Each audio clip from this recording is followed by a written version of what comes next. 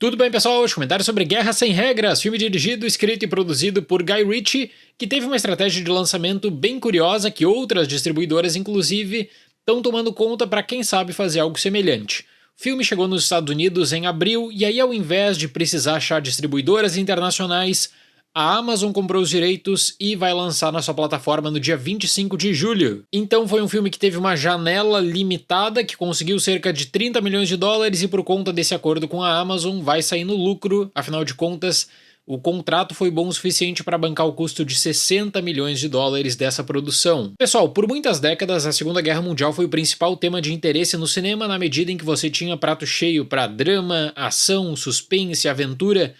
E isso foi mudando bastante, especialmente ao longo das últimas 2 décadas, em que ainda assim existem filmes de grande investimento, mas já não da mesma maneira e quantidade de lançamentos de outros períodos. E quando existe uma operação da Segunda Guerra Mundial, que é o caso do que nós vamos discutir a seguir, que ficou por muito tempo escondida nos arquivos até para preservar a identidade de quem participou, é óbvio que várias especulações começam a surgir.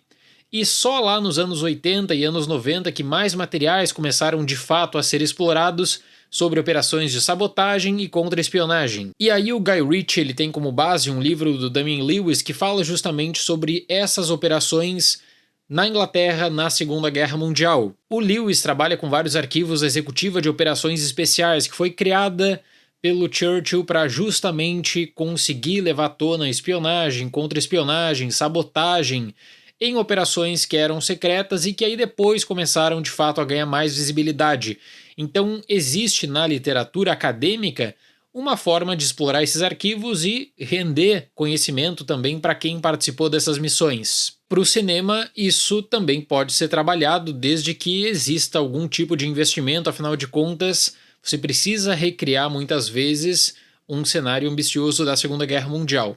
A operação que o Guy Ritchie escolheu é a Operação Postmaster de 1942. Só que aí, na licença artística do Guy Ritchie, tudo acaba sendo exagerado para a criação de alvos e para fixar um grande perigo, que é o perigo nazista na Europa.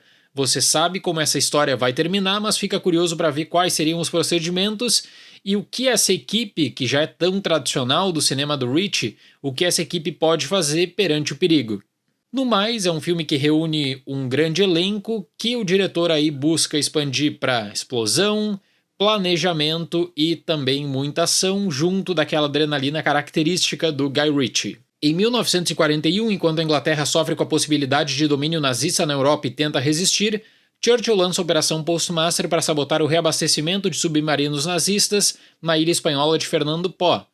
Liderados por Gus Match Phillips, interpretado por Henry Cavill, um grupo de agentes britânicos enfrenta perigos e traições para conseguir capturar navios do eixo. O Guy Ritchie ele monta esses elencos de grande destaque e eu acho que a principal diferença aqui é que o foco natural da atenção é para a estrela do filme, que é o Henry Cavill. Todo o restante do elenco precisa dar suporte à tomada de decisão do personagem do Cavill, que desde cedo não só é o destaque, como principal figura responsável pelo planejamento. E esse também é um filme que desde o primeiro minuto não se assume como uma fonte para trabalhar com a história real. O Guy Ritchie até usa nomes e situações, mas cria um cenário específico para o seu caos puro. São incontáveis sequências de destruição e explosões, seja no mar, seja na terra, em que o Guy Ritchie fixa um alvo.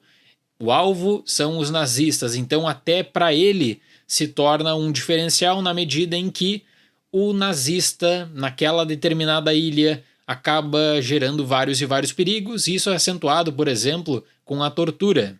Para um cenário de uma operação real e importante como foi a Postmaster, o Guy Ritchie ele se afasta bastante da história para, a partir da sua licença, desenvolver, como eu disse, esse caos através do personagem do Henry Cavill. Simbolicamente, ele também fixa um grande prazer, que é o prazer de ver o nazista sofrer de todas as formas possíveis. Guerra Sem Regras também funciona como um combinado de vários outros filmes recentes do diretor, que precisa gerar alguma recompensa imediata, junto de uma lenta construção para tentar fixar um desfecho épico. E esse desfecho aqui ele não só tem em conta literatura, mas também tem em conta todo um imaginário popular da Segunda Guerra Mundial a partir de um grande personagem.